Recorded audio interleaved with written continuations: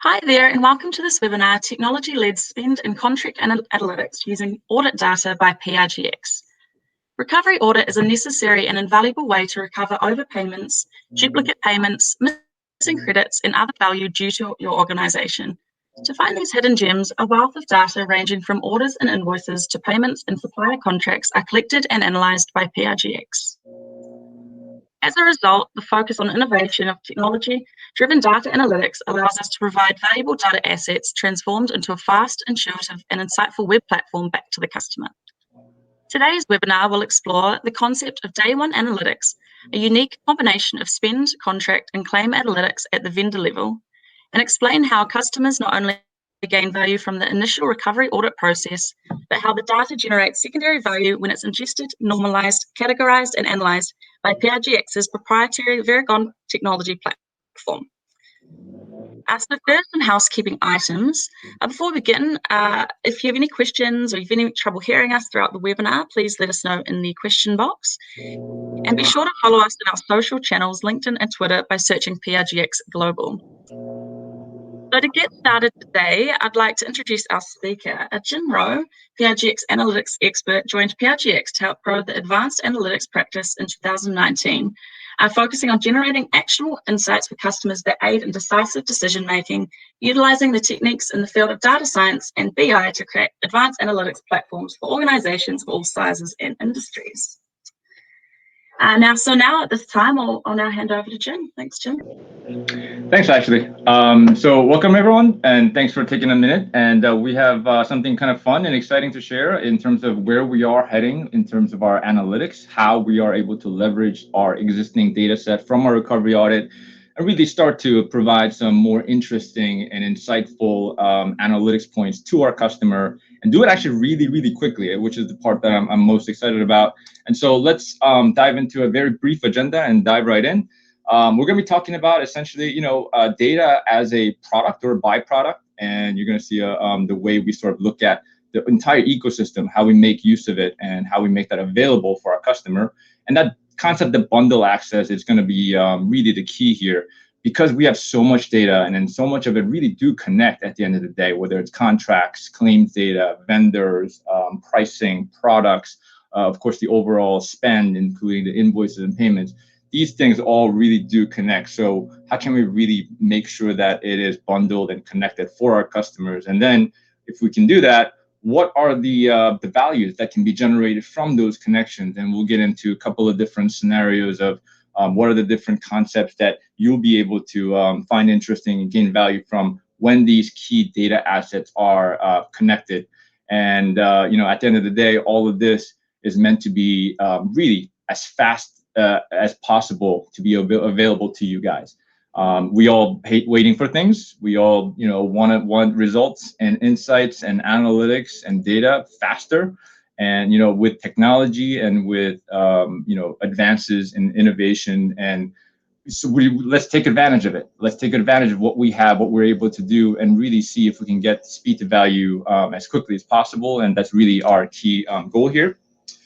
And to start, let's just start off with a sort of a fun analogy.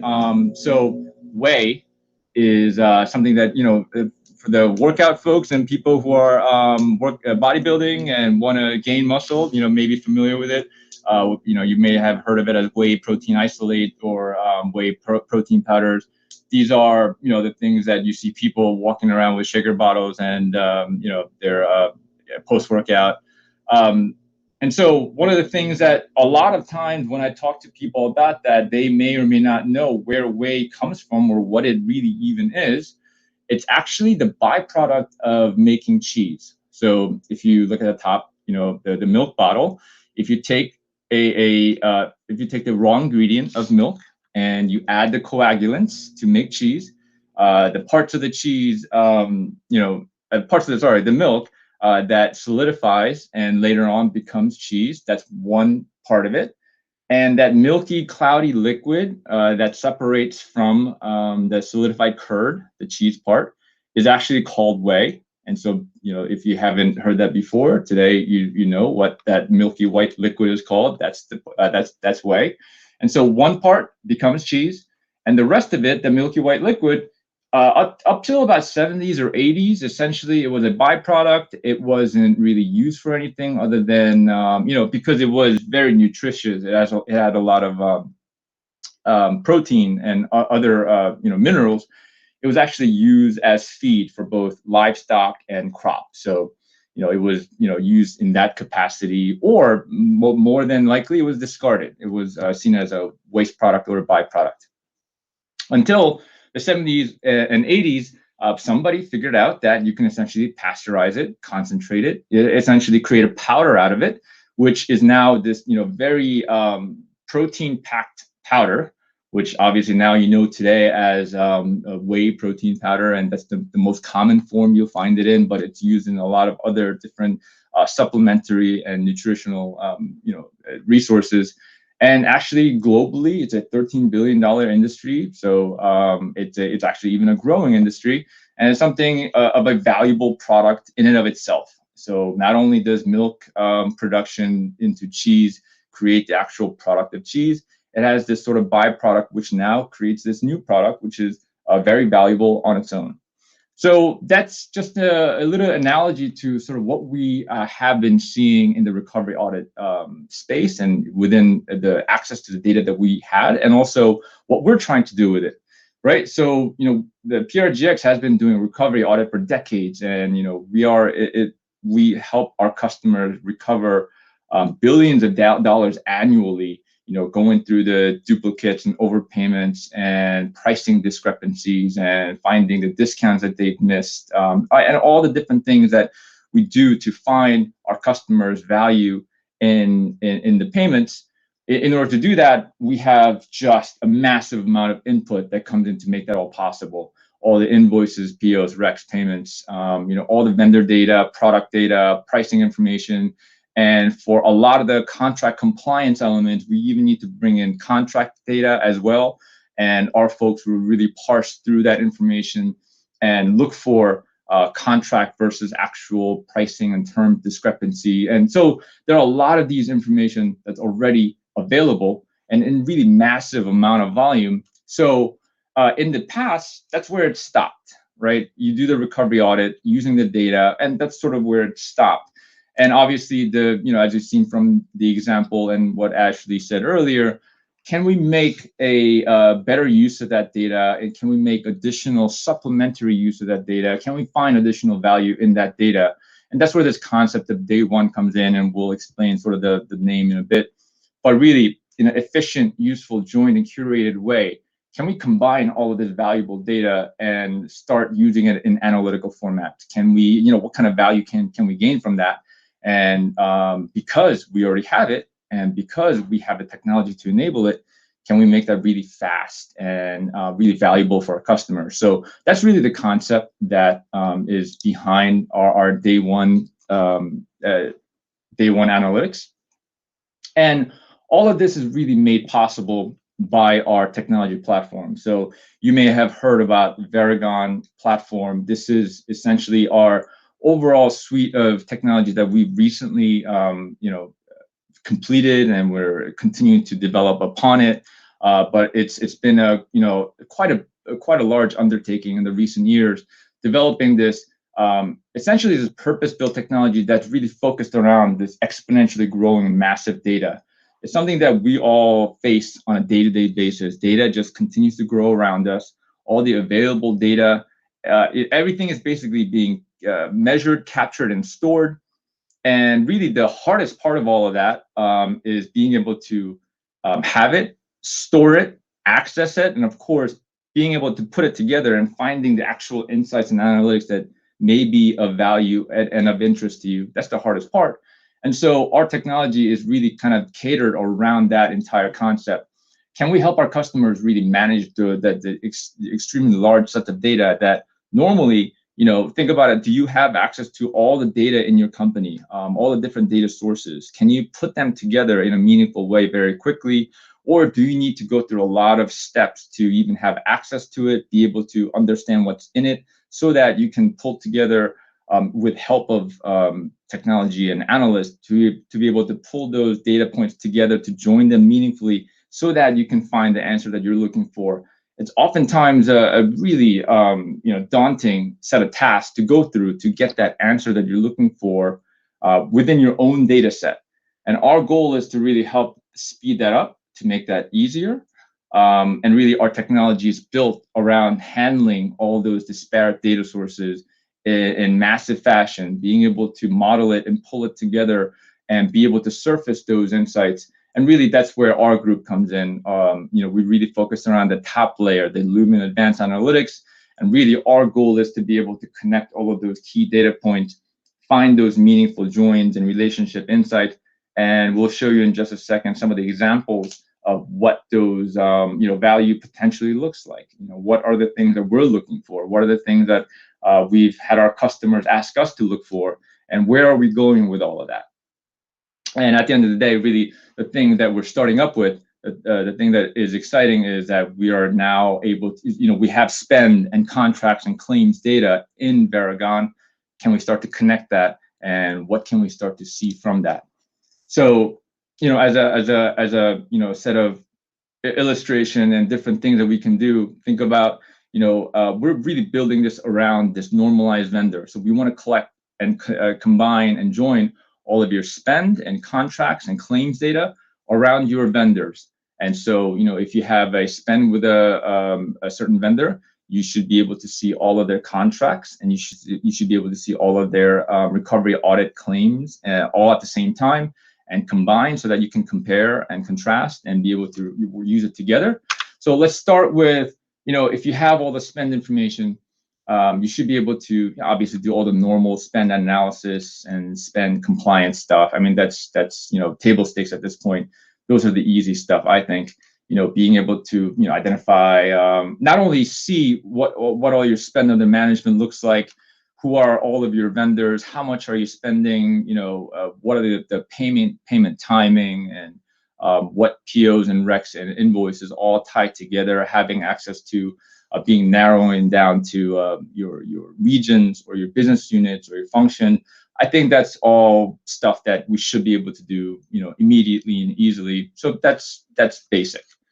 Obviously, the next step is, can you help find one-time suppliers, or can you help check for compliance around after-the-fact POs, or can you look for suspicious payments where round dollar payments or consistently under a specific limit payments over and over for a certain vendor? Definitely, there's something weird going on. We want to be able to identify things like that. Being able to focus on preferred spend and preferred vendors, P-card compliance, and of course, things around spend trends and spikes.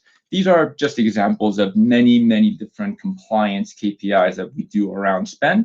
And that's where we start. And of course, the value starts to come in additionally, where we want to allow you to do your own spend categorization. So we know for a fact that each company, with their own spend category and hierarchy, we can do a great job in categorizing that spend initially. But at the end of the day, the category managers, the contract and vendor relationship owners, the sourcing managers, these are all the folks that really know your own spend and really know the kind of nuances that need to be applied to make sure that the spend is categorized correctly, and that people who are managing the spend have all the right spend underneath them. And so we're essentially in the process of getting a self-guided spend categorization up and running. And so for example, let's say I can pull all of my IBM spend. I want to just take the slice that's a US and European focus. Anything that has an invoice prefix of a certain moniker, and only ones that belong in this specific GL, and that has any combination or variation of the word service in the invoice line item description, I know for a fact that these belong in professional services. So I'm going to carve this out of what's currently in the hardware category space, and I'm going to put that over into the professional services. It's something that we want to be able to allow the user to be able to do very, very quickly, and so that they can recategorize their own spend. And once that spend is categorized, we can get onto the more important aspects around category management. So looking for category fragmentations, managing tail spend, being able to see spend distribution in a holistic way so that we can continue to manage that set of vendor and portfolio spend. And then on top of that, because PRGX does contract compliance work, and one of the set of data that we really want to start digitizing and making available as part of the overall ecosystem is the contract terms data. So imagine that we can have the contract terms digitized and give you access to all the really the important terms within all of your contract data.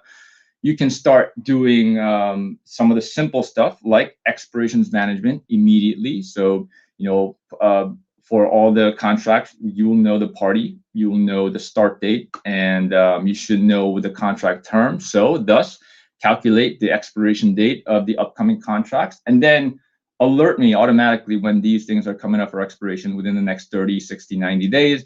And by the way, did I receive renewal notification like I was supposed to 60 days before that? And also, if it does renew, does it have an auto renewal term? And if it does renew, how long does that renewal term go for? These are some of the key, very simple sort of operational things that you should be able to do when you have access to a digitized contract terms library.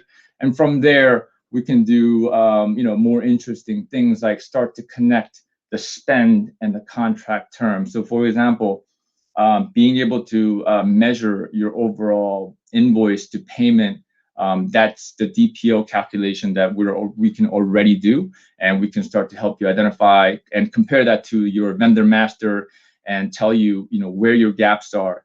You're supposed to be paying these vendor at net 45, but instead you're paying them at 30. So you have a 15-day gap, which is costing you valuable working capital and cost of capital that you should be taking advantage of. But then we can even go a step further.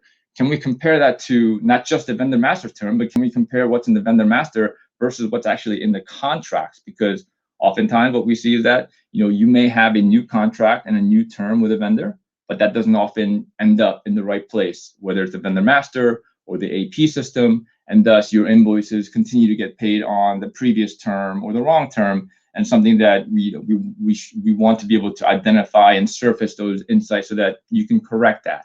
Of course, again, another point of connection between contracts and spend may be looking for off-contract spend.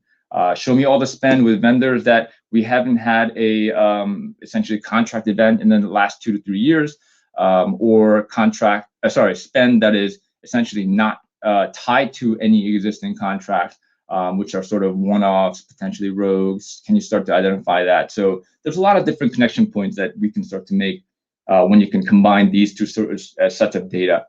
And the third piece, claims, of course, PRGX, especially as part of our overall Panoptic platform, not only does it operationalize the entire recovery audit and claims management process, it's going to give us the ability to start pulling claims data for use along with the vendor and the spend, for example. So of course, we're going to do things like looking at claims type analysis and tell you for these vendors, these are the types of claims that's being generated the most, or these are the types of claims where we're seeing the most amount of claims value. And when you can start connecting those two, things like, you should be able to see what percentage of your overall spend is actually going through the claims. And we can start to identify some key vendors where we see a higher than normal or higher than what's expected performance in terms of, who are the sort of the biggest offenders, or maybe a simpler term is who are the ones where we have the most, value and opportunity in terms of the claims. These are the things that you should be able to connect to the overall spend escape and be able to identify. So we want to allow that. And connecting claims to contract. Again, as I mentioned, PRGX has a robust contract compliance practice and team. We want to accelerate their search for the right terms, their search for the right information in the contracts. Can we help them accelerate looking for pricing terms in thousands of different contracts for this customer, and be able to pull out all the ones that potentially have pricing terms that they need to now read and research and pull into that claims process, that recovery audit process. So you can see here, it's a fairly quick and small illustration and sample of all the different things that you can do from an analytical perspective when you can connect these 3 key points. And of course, our goal is to really build on this foundation and keep innovating on top of this concept and be able to pull in more and more data sources. On top of that, we still have additional data sources around products and rebates and promotion that we're continuing to work on in different data and analytics products. But of course, our ultimate goal is to be able to pull all of that together. Really, that centralized, bundled, joined, and connected access is going to be really powerful at the end of the day, and that's what we're striving towards. Okay, so it's a fairly simple, but I think a powerful concept. But with that, we call it day one for now, and it's something that I think sort of really helps us illustrate the speed of this thing, and really what we're working towards is, can we give our customers access to their spend information really right out of the gate, which is sort of the concept of this thing. So Epiphany, as some of you may know, it's our data ingestion engine as part of the Verigon platform. And so that thing is just built to suck up data, and that's the first step in the entire process. Before recovery audit ever begins, we work with our customers to just pull in all of your data, all the different sources, and combine, ingest, and just manage and be able to normalize and clean that up so that our recovery audit process can begin. So you can see the top row is all about ingesting all of that, spend, POs, invoices, recs, vendors, product data, and so that within Panoptic, the recovery audit process can begin. And ultimately, down the road, claims get generated by our auditors, which then goes out to the vendors for either recovery or payment. And that's the entire claims process part. So we'll see how that data feeds in. The second layer is the contract piece. So again, the goal here is to be able to get all the relevant contracts that you want to pull in that that sort of matches up with your overall spend. So what is your top 200 vendor contracts, being able to pull all of that and being able to have access to all the information within, that's one of the really valuable and powerful things that our contract compliance practice and team can provide. So the question is, can we start to ingest that and digitize all of that and be able to pull out all of the contract terms so that we can work with that in a much more digital fashion.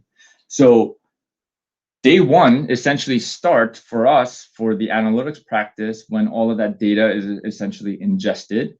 And that allows us to, because for the spend portion, we literally have this thing formatted and mapped so that as soon as the data is entered and the ingestion process is complete and everything is formatted and mapped and aligned correctly, we can stand up that spend analytics scape immediately. So think about that.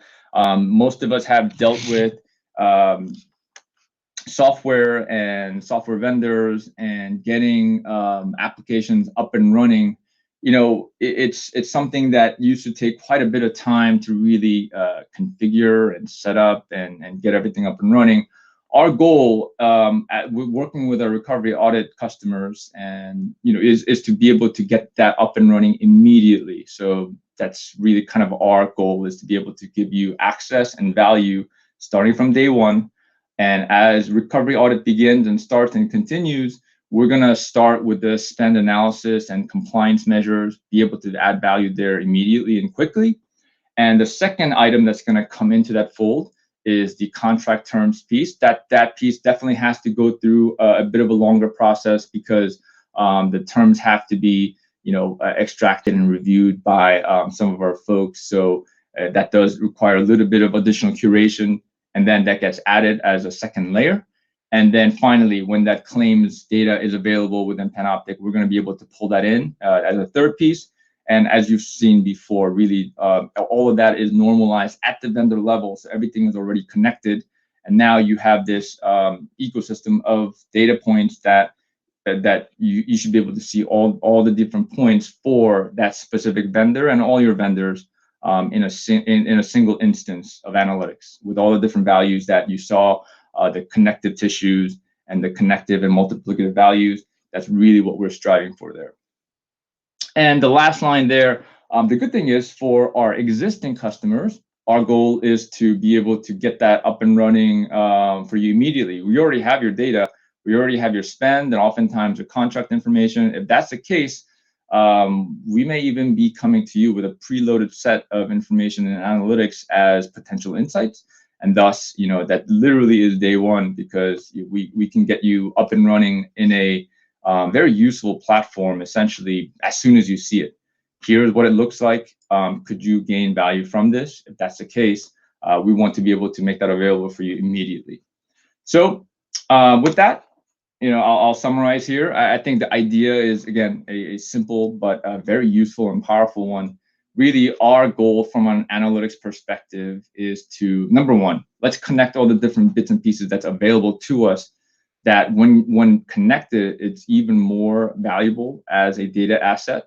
And can we start to surface additional insight that's only available when you start connecting those different pieces, which you've seen just small sample and example of.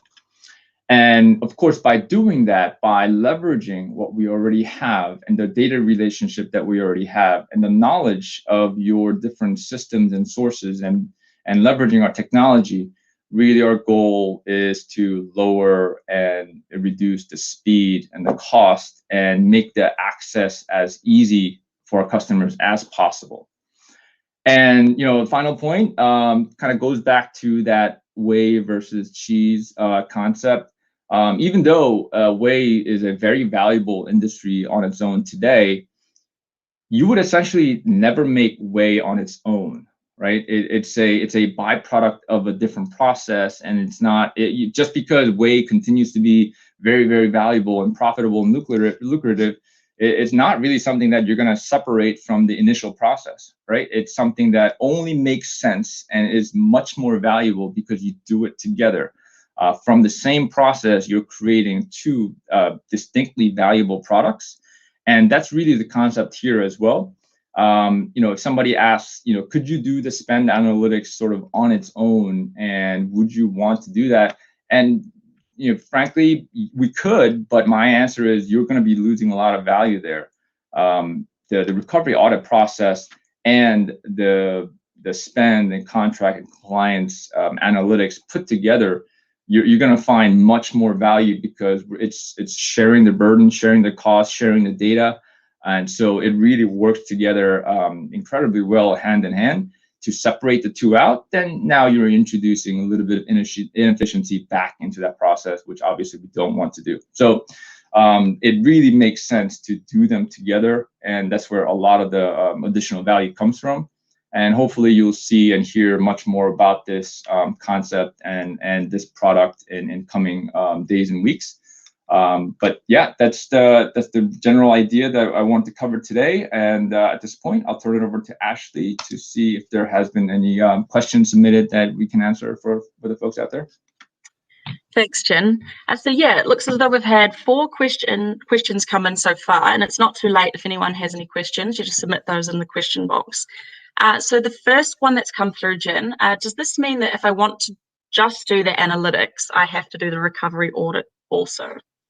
Yeah, so that's one of the last bit I answered, so it might be a repeat question, but yeah, it's you don't have to, but I definitely want to say that the speed and the cost and just being able to bundle that access really is made valuable because we already have that data for recovery audit. And by the way, for anyone who doesn't know, the recovery audit is done on a contingent fee basis for the most part. And essentially, if we don't find value for you, there's no fee. We only essentially generate value for ourselves when we find those valuable savings for our customers. So essentially, they really do work hand in hand. It's something that you're going to find much more value when you do them together. And essentially, you can end up paying for the entire thing plus additional value just by combining everything. And at the end of the day, you will have both the recovery audit savings and benefits and value, plus all the visibility, insight, and access and control over your data set that you really may or may not have today, and some additional really valuable surface insight that we can surface because we're connecting pieces that you may not be able to do within your own technology landscape or analytics landscape, and so we can help you do that much more efficiently. And yeah, so we can separate them out, but it's something that we would highly recommend you do together because there's a lot of value to be gained there. Great. So you're joining lots of data. Are you joining data across all your vendors for benchmarking purposes? Yeah, so that's an important and interesting question. So one of the things that we hold sacred at PRGX is data security. And one of the things that oftentimes we have sort of specifically stated is that our customers don't want any of their sensitive data, especially around pricing and proprietary data, being commingled with anybody else. So that's first and foremost. We're going to start from that. So yes, we are combining all the different data sets within your own landscape, and that's certainly being combined. But across multiple customers, that is not something that we're doing today. We know there's a lot of value to be gained by looking at the same term and field across all of our customers and being able to create a benchmark set.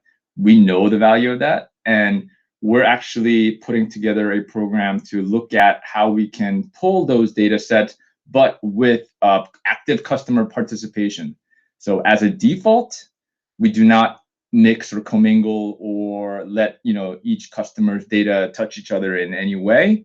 But as a forward-looking benchmarking need and concept, our goal is to create a program where our customers can essentially opt in and they can essentially volunteer their data into the benchmarking indices and set where they can now be part of an anonymized set of benchmarking data and they can see where they fall within that range, but also is protected by, they wouldn't know who it is. And of course, that only is available when there's enough critical mass to basically be able to properly anonymize our customer data and within that certain data set.